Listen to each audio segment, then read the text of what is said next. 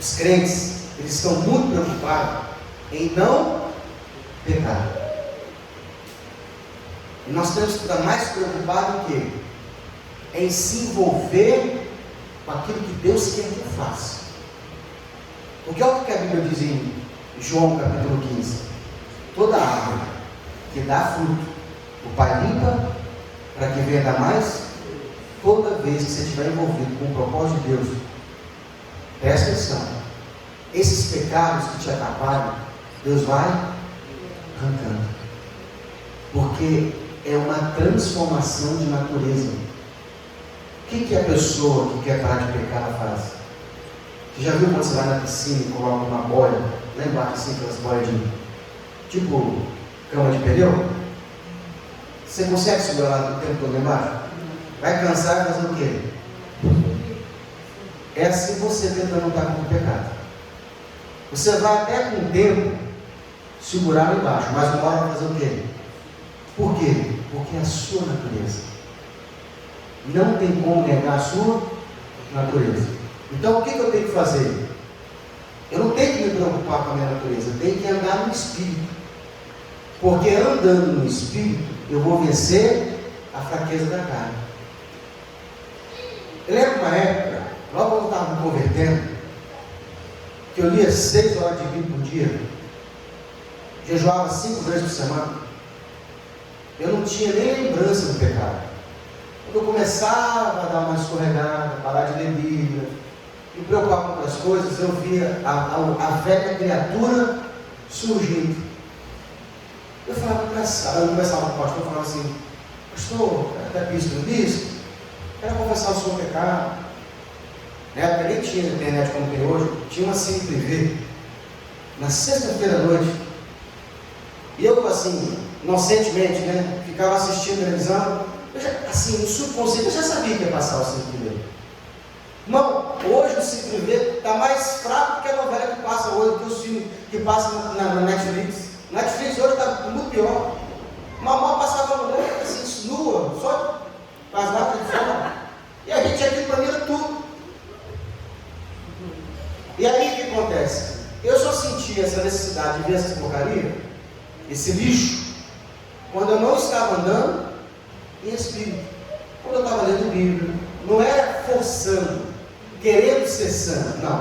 Eu estava me enchendo de conhecimento, andando com o Senhor, jejuando, porque eu queria ter uma experiência maior com Deus. Irmão, nem vontade de comer comida eu tinha. Por quê? Porque eu estava mortificando as obras da minha carne, naturalmente, meu espírito estava mais forte. Então eu conseguia ter sensibilidade no espírito. Eu tinha visões na madrugada, eu levantava de madrugada para... Aliás, eu lia a madrugada toda, né? Eu lia o dia todo. Pastor, como é que seria a Bíblia? Eu tinha um emprego que me permitia, eu conseguia trabalhar num lugar que eu permitia, eu lia de manhã, eu conseguia ficar de plantão, no local que eu ficava de plantão. Então eu tinha acesso a levar a Bíblia e ler. Então eu lia todo dia, de 8 até meio-dia, eu lia 4, 5, 6 horas de Bíblia por dia.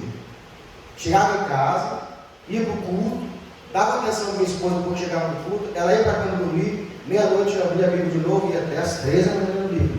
Isso eu fiz durante 3 anos. Por que isso foi bom para mim? Porque eu tive essa experiência de andar no Espírito. Então não é você se preocupar em não pecar, porque uma hora você vai pecar. Também não é para você pegar essa palavra e falar assim: não, vou ficar tranquilo, vou pecar à vontade. Não é isso. É que às vezes a pessoa está tão... O que acontece? Por ela pecar, ela não quer se envolver com a obra. Eu vou dar um tempo porque eu estou pecando. A hora que eu melhorar, eu vou me envolver. O que vai acontecer com ela? Ela não vai se envolver. Porque sozinha ela não vai. Você não tem que melhorar, você tem que ser transformado. Sabe o que é melhorar? E assim, o que é melhorar, pastor? É pegar um cocô, um punhado de bosta e bater bem fundo. Melhora o cheiro? Melhora. Mas depois, bota a feder de novo. Tem que ser transformado. Pega essa bosta e vira adubo. A minha vida não tem que melhorar, ela tem que ser transformada. Eu sou muito radical em relação a isso aí. Para mim é o seguinte: eu não quero não poder ver o pecado. Tipo assim, não me apresento porque eu sou fraco. Ó, aqui, eu estou livre desse pecado aqui. Vou botar que você tem uma carreira de cocaína. Quem é fraco fala assim, não bota perto de mim não, porque senão eu caio. Para mim esse cara não é liberto aí. Ele está o quê? Hã? Melhorado. Mas a Bíblia não diz que a gente deve resistir ao pecado e ele foi gerado de volta. Resistir ao diabo. O diabo, né? Resistir ao diabo é o seguinte: quando o diabo vem para cima de você não tem que fugir dele, você tem que encarar ele. Aí sim, sujeitar-se a Deus e o diabo vai fugir de você. A única conselho da Bíblia é você resistir ao diabo. É claro, irmão, é claro que agora tem coisa que é pecado, tipo a carreira de cocaína, lacragem cheirada, colocou perto de mim, eu não vou nem ficar perto, mas se eu sou de perto eu falo o quê? Muito bom, quero não, obrigado. Agora, natureza, a natureza, tem como você se converter e deixar de ser homem? Tem como você se converter e deixar de ser mulher? Então, meu irmão, não luta contra a natureza, não. Não tem esse negócio de homem forte. Ficou perto de mulher pelada ou conversa enfiada, vai cair. Porque é a sua natureza. Por que José meteu o pé quando viu a mulher de Potifar? Esse negócio de homem santo, não. É mulher? Sai fora. Ele vai ter essa capacidade de entender se você é fraco. Sim, ele vai só. Ele não vai te oferecer o que você for. Não. É por isso que eu falo aqui que essa mulher do Potifar é uma cavalo. Uma puta da mulher, porque mulher feia não tenta ninguém. Irmão, se fosse hoje, ainda tinha até piso no umbigo, e marquinho de praia, para tentar o cara. Então, entenda, uma coisa é você ser livre da cachaça, que a sua natureza não foi feita para isso. E aí o diabo colocou você, você fala o quê? Sai fora disso. Isso que ele falou ele foi interessante. O pecado, ele só vai te tentar se você já criou uma trilha neural na sua mente. Dentro de nós existe uma trilha para cada pecado que cometemos. Existe uma trilha neural no seu cérebro, para o adultério. Existe uma trilha neural para o homicídio. O seu cérebro ele tem uma trilha que te leva a esse pecado. O diabo sabe disso. Então tem uma trilha para pornografia, tem uma trilha para droga. E o diabo, quando ele quer fazer você cair, ele te coloca você nessa trilha. Chama-se gatilho mental. Existem vícios que eles não são pecado, mas são vícios. Quem aqui é viciado de alguma coisa? Levanta a mão. Quem aqui é viciado de alguma coisa? Levanta a mão. Eu vou levantar a minha. Tem vários vícios. Diga assim, qual vício você tem, pastor? Biscoito de chocolate, desse da Alduco. Chocolate. Eu sou chocolate. Se não tiver uma barrinha de chocolate em casa, depois da refeição eu fico igual um drogado. Tem que ir lá fora, tem que comprar. Agora, eu troquei o vício ruim para um vício bom. Qual que era o vício anterior? Coca-Cola. Hoje eu sou viciado em água com gás e chocolate. É Deus. Pegou? Então você não vai viver sem vício. Só trocar o vício ruim para o vício bom. Entendeu? Por exemplo, eu sou viciado em ganhar dinheiro. É vício ruim esse? Não. Esse que é viciado em gastar dinheiro. Mas sabe o que eu faço? Eu também gosto de gastar. Sabe o que eu faço quando eu estou com vontade de gastar? Vou lá e compro uma ação na Bolsa de Valores. Vou lá e compro um Fields, vou lá e compro uma ação da Itaú, uma ação da Petrobras. Bater a vontade de comprar. É vício ruim ou bom? Bom. Deixa eu ver aqui. Nós falamos do tribunal. A rainha do sul se levantará como juiz desta geração e a condenará, porque veio dos confins da terra para ouvir a sabedoria de Salomão, e este que está aqui tem mais que Salomão. E quando o espírito imundo tem saído do homem, sai para lugares áridos buscando repouso, e não encontra. Então diz: voltarei para a minha casa, onde saí. E voltando, acha desocupada, varrida e adornada. Então vai e leva consigo outros 7 piores do que ele. E entrando, habita ali. E são os últimos estados deste homem piores que os primeiros. Assim acontecerá com esta geração má. Essa questão do espírito sair de uma pessoa e voltar, ela pode acontecer com uma pessoa que é crente. E às vezes, quando o espírito que saiu perceber que a pessoa morreu, ele entra no parente próximo. Geração em geração. É o que ele está falando aqui, ó. Voltarei para casa de onde eu saí. Porque casa não é casa de madeira, de ferro, não, de cimento, não. Corpo. E no mundo espiritual, a sua história não começa em você, começa nos seus pais e termina nos seus filhos.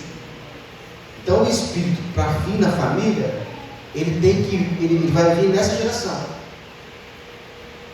Se a próxima geração romper, não dando para ele condições para ele entrar, ele não entra. É o que o rapaz falou aqui. Resistindo ao diabo, sujeitando a Deus. Então ele pode pular aquela geração. Agora, uma corrente, ela não tem todos os elos fortes. Um elo sempre é mais fraco que o outro. O diabo vai pegar esse elo mais fraco e vai entrar por ele. No caso de Adão, o elo mais fraco era quem? Eva. Na família, tem um elo mais fraco. Já vi ele em casa, irmão, o diabo rodava. E ele não consegue me pegar, ele vai na minha esposa. Eu vejo. Faz isso direto. Até que sair. Quando eu falo vir assim para rodar, é porque ele consegue mudar o cenário. Às vezes a casa está numa bênção, está no mesmo propósito, está indo bem, de repente vem a discórdia. A discórdia partiu por quem? Para o lado mais fraco. Ele muda o sentimento, coloca ciúme, coloca desconfiança, bota armadilha, ele vai fazendo bagunça. Colocou bandeja, um lado não caiu, botou propósito, um lado não caiu, ele vai no outro.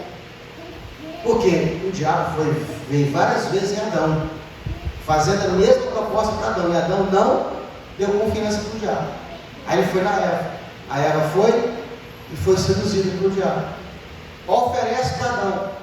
O Adão, da serpente do diabo, ele não quis conversa, mas deu conversa para ela, porque era mais fácil.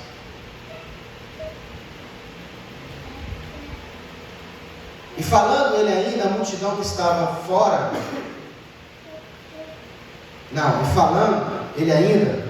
a multidão disse: eis que está ali fora sua mãe e seus irmãos, pretendendo falar-lhe. E disse-lhe alguém: eis que estão ali fora tua mãe e teus irmãos, que querem falar-te. Porém ele respondendo disse ao que lhe falara: quem é minha mãe? Quem são os meus irmãos? Estendendo a mão para os seus discípulos, disse: eis aqui minha mãe e meus irmãos. Porque qualquer que fizer a vontade do meu Pai, que está nos céus, este é meu irmão e irmã e mãe. Essa passagem aqui, não é que Jesus ele não considerava Maria como mãe ou desprezou ela. É que você tem que entender o seguinte: existe um tempo da família, existe um tempo de Deus e existe um tempo social. Você tem que dividir o seu tempo dessa forma. Existe um tempo que eu sirvo a Deus, é dedicado ao Senhor, é consagrado a Deus, e esse eu não posso fazer compromisso com Ele. Existe um tempo que você vendeu para César, e você não pode tirar esse tempo para qualquer outra coisa. Você vendeu o seu dia para trabalhar, é o tempo de trabalhar. Crente não tem que ficar lendo Bíblia no trabalho. Pastor, não, você falou que o senhor lia. Eu podia, porque a empresa não me cobrava. que eu não fizesse nada, só cobrasse que eu tivesse o quê? Sobreaviso. É tipo o cara que está na guarita. O segurança está na guarita, ele pode ler? Desde que não tire a atenção dele ali do local, ele tem que estar ali dentro. Mas você já percebeu que o porteiro ele fica em qualquer lugar, mesmo na guarita? Ele fica no banheiro, ele fica no pátio, fica no jardim, mas mesmo na guarita. Então, ele não pode dormir. Dormir ele não pode, mas ficar ali lendo, olhando a câmera, atendendo a portaria, ele pode. Então, esse serviço permite ele ler.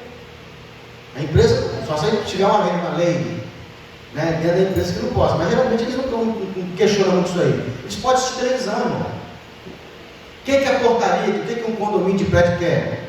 Que você fique na portaria, só isso. E observe quem está entrando. Pode, algumas até colocam a televisão, o cara coloca ar-condicionado, dão uma condição de trabalho. Então, se ele quiser, ele vai ler. Então, ou seja, o crente não pode tirar o tempo dele para servir a Deus no trabalho. Se é para trabalhar, não trabalhar. Família.